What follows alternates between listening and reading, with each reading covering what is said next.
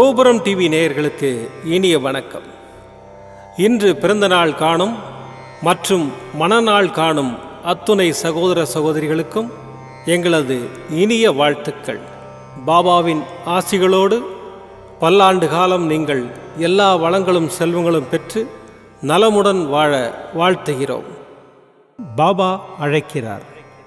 அவரின் பொன்மொழிகளை கேட்பதற்காக, நம் பிரச்சனைகளை தீர்த்து வைக்கும் அற்புதமான கூட்டு பிரார்த்தனை செய்வதற்காக, மேலும் மனம் ஒருநிலைப்படவும் மனம் அமைதி பெறவும் அற்புதமான தியானம் செய்யவும் பாபா அழைக்கிறார்.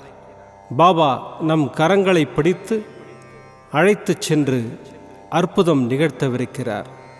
வாருங்கள், பாபாவின் பொன்மொழிகளை தரிசனம் செய்வோம். அன்பு குழந்தையே, என்னுடைய ஆசீர்வாதங்கள் உனக்கு எப்போதும் உண்டு, அதுவும் முழுவதுமாக கிடைக்கும். அன்றைக்கு உனது கண்கள் கலங்கும். அப்பா, நான் வேண்டியதெல்லாம் தந்து விடுகிறாயே என்ற ஆனந்தத்தில் நீ சந்தோஷமாக இருப்பாய். உன்னை பற்றி தெரிந்து கொள்ள பதிலை தேடி அலைந்து கொண்டிருக்கிறாய். உன்னோடு நான் இருப்பதை மறந்துவிட்டாய். நான் இருக்கிறேன் உனக்கான பதிலை கூறுவதற்கு. காலத்தின் கட்டாயம் உனது தந்தையாக, நல்ல குருவாக உனக்கு கிடைத்தது. அது ஒரு அதிசயம். அதுபோல நீ எனது குழந்தையாக, நல்ல பக்தனாக கிடைத்தது நான் செய்த பாக்கியம். அழகான பாதங்களை கொண்டு என்னிடம் வந்திருக்கிறாய். அப்பா, நான் இப்போது வளர்ந்து விட்டேன். நான் இன்னும் சிறு பிள்ளை இல்லை. எனது பாதங்களை எதற்காக தாங்கள் நகர்த்த வேண்டும்? நான் தனியாக போகக்கூடாதா என்று தானே நினைக்கிறாய்? இத்தருணத்தில் உன் மனதில் என்ன ஆசைகள் தோன்றின என்று சற்று நினைத்துப்பார். எனக்கு நீ எப்போதும் சிறு பிள்ளைதான். உனது அத்தனை தேவைகளையும் பூர்த்தி செய்பவன் நான் தான். உன்னை புண்படுத்தி வருத்தமடைய செய்பவர்களை நான் பார்த்து கொள்கிறேன். என் கரங்களை பிடித்து கொண்டு நீ நடந்து வா. உன் அப்பா சாய் இருக்கிறேன், கவலைப்படாதே. ஓம் சாய்ராம். பாபாவின் அற்புதமான பொன்மொழிகளை தரிசனம் செய்தோம். அடுத்த நிகழ்வு கூட்டு பிரார்த்தனை.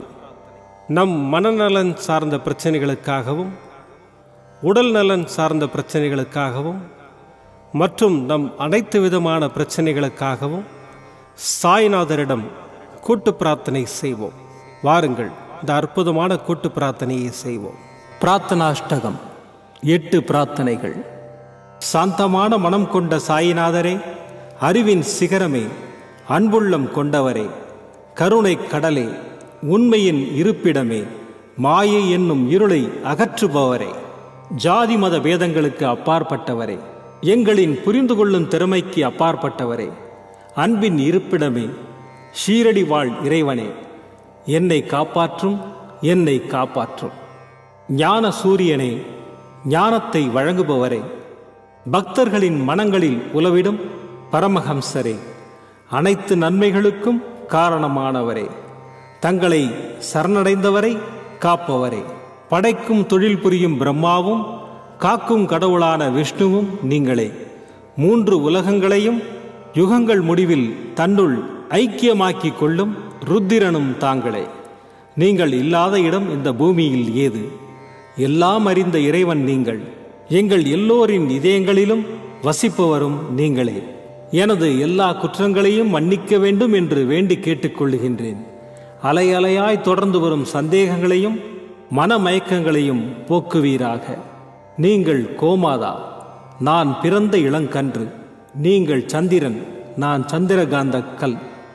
தங்கள் பாதங்கள் கங்கை நதி. பணிவுடன் இந்த தாசன் உங்கள் பாதங்களில் தலை வணங்குகிறேன்.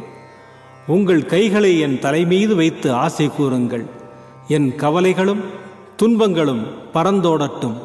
இந்த கணு தங்களின் தாசன்.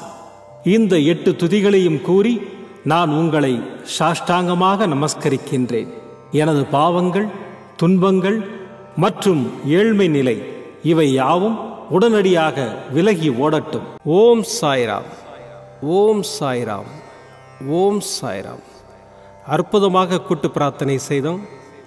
பாபா நம்முடைய கோரிக்கையை ஏற்று நிச்சயமாக நமக்கு அற்புதங்களை செய்வார் என்பது சத்தியம். இனி கண்களை மூடி பாபாவை மனதில் நிறுத்தி பாபாவின் அற்புதமான சக்தி வாய்ந்த மந்திரத்தை அனுபவிப்போம். ஓம் ஷிரடி வாசாய வித்மஹே சச்சிதானந்தாய தீமஹி தன்னோ சாய் பிரச்சோதயாத். ஓம் ஷிரடி வாசாய வித்மஹே சச்சிதானந்தாய தீமஹி தன்னோ சாய் பிரச்சோதயாத்.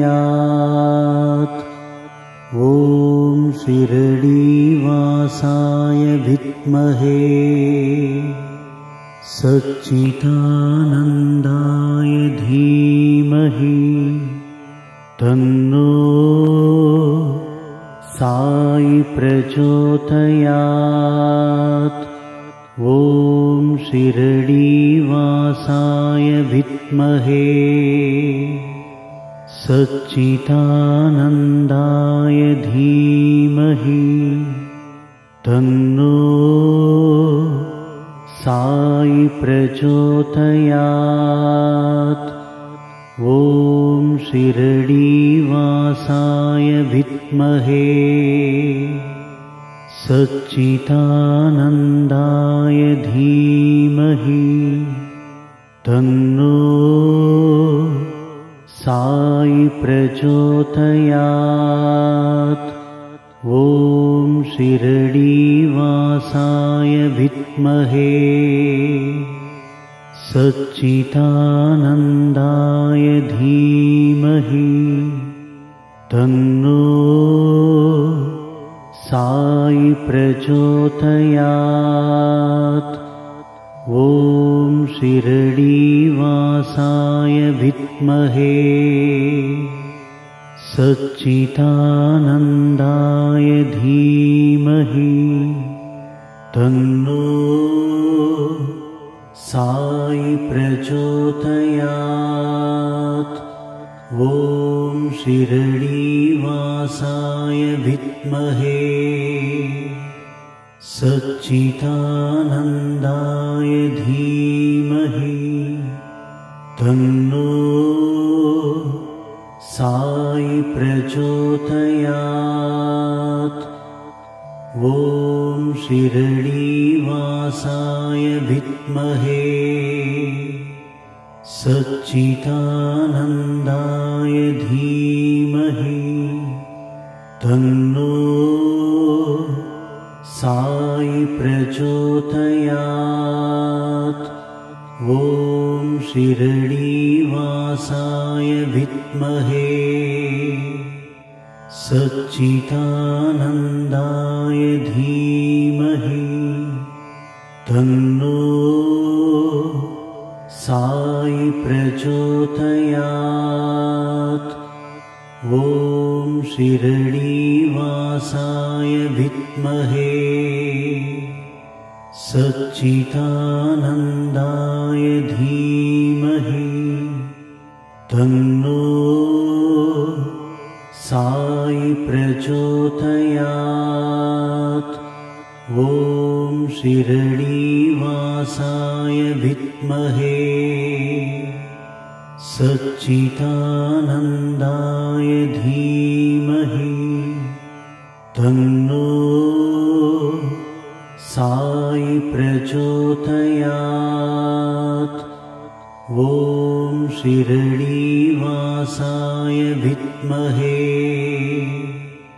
சச்சிதானந்தாய தீமஹி தன்னோ சாய் பிரச்சோதயாத். ஓம் ஷிரடி வாசாய வித்மஹே सच्चिदानन्दाय धीमहि तन्नो साई प्रचोदयात्। ॐ शिरडीवासाय विद्महे सच्चिदानन्दाय धीमहि तन्नो साई प्रचोदयात्। ॐ शिरडीवासाय विद्महे सच्चिदानन्दाय धीमहि तन्नो साई प्रचोदयात्। ॐ शिरडीवासाय विद्महे सच्चिदानन्दाय धीमहि तन्नो साई प्रचोदयात्। ॐ शिरडीवासाय विद्महे सच्चिदानन्दाय धीमहि तन्नो साई प्रचोदयात्। ॐ शिरडीवासाय विद्महे सच्चिदानन्दाय धीमहि तन्नो साई प्रचोदयात्। ॐ शिरडीवासाय विद्महे सच्चिदानन्दाय धीमहि तन्नो साई प्रचोदयात्। ॐ शिरडीवासाय विद्महे सच्चिदानन्दाय धीमहि तन्नो साई प्रचोदयात्। ॐ शिरडीवासाय विद्महे सच्चिदानन्दाय धीमहि तन्नो साई प्रचोदयात्। ॐ शिरडीवासाय विद्महे सच्चिदानन्दाय धीमहि तन्नो साई प्रचोदयात्। ॐ शिरडीवासाय विद्महे सच्चिदानन्दाय धीमहि तन्नो साई प्रचोदयात्।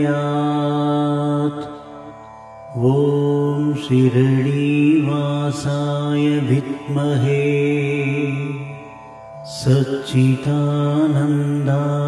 धीमहि तन्नो साई प्रचोदयात्। ॐ शिरडीवासाय विद्महे सच्चिदानन्दाय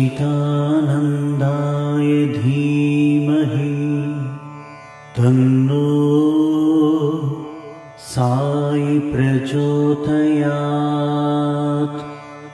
ॐ शिरडीवासाय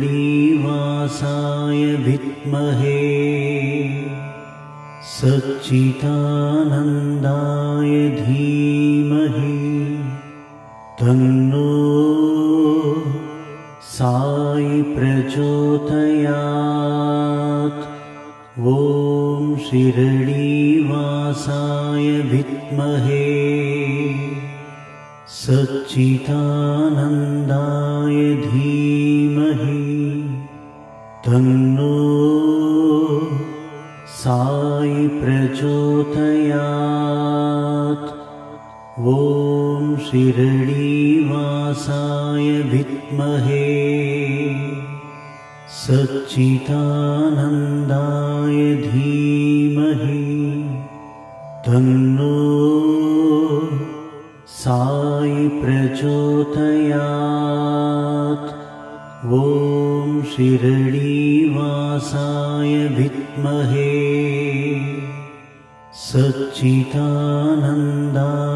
धीमहि तन्नो साई प्रचोदयात्। ॐ शिरडीवासाय विद्महे सच्चिदानन्दाय धीमहि तन्नो साई प्रचोदयात्। ॐ शिरडीवासाय विद्महे सच्चिदानन्दाय धीमहि तन्नो साई प्रचोदयात्। மீண்டும் நாளை காலை இந்த அற்புதமான பாபா அழைக்கிறார் நிகழ்ச்சியில் சந்திப்போம். நன்றி, வணக்கம். விதம் விதமான பக்தி நிகழ்ச்சிகளை உங்களுக்காக தந்து கொண்டிருக்கிறது உங்கள் கோபுரம் டிவி. உங்களுக்கு பிடித்த நிகழ்ச்சிகளை லைக் செய்யுங்கள், உங்களுக்கு பிடித்த மாணவர்களுக்கு ஷேர் செய்யுங்கள். மேலும் சப்ஸ்கிரைப் செய்வதோடு மட்டுமல்லாது அருகில் இருக்கும் பெல் பட்டனை கிளிக் செய்து கோபுரம் டிவி நிகழ்ச்சிகளை உடனுக்குடன் தெரிந்து கொள்ளுங்கள். மற்றும் ஒரு மகிழ்ச்சியான செய்தி, கோபுரம் டிவி ஆப்பை கூகுள் பிளே ஸ்டோரில் ஃப்ரீ டவுன்லோட் செய்து கோபுரம் டிவி நிகழ்ச்சிகளை தொடர்ந்து கண்டுகளியுங்கள், பாருங்கள், ரசியுங்கள், பரவசமடையுங்கள். gopuramtv.com பக்தி பக்திமயம்.